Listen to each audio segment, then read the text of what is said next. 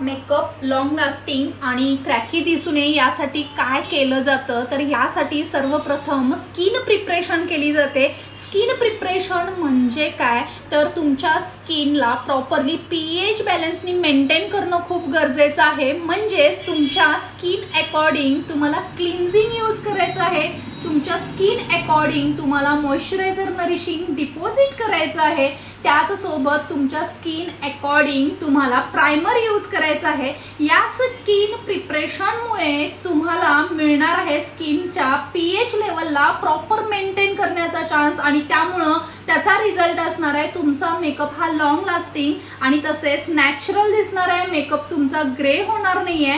तर नक्कीच skin preparation साठी स्किन अकॉर्डिंग म्हणजे कशी स्किन बघितली पाहिजे आणि कशी टेस्ट केली पाहिजे आणि कोणते क्लिन्झिंग वापरले पाहिजे यासाठी नेक्स्ट व्हिडिओला नक्कीच वेट करा। तोपर्यंत one smile and one thumb, bye bye.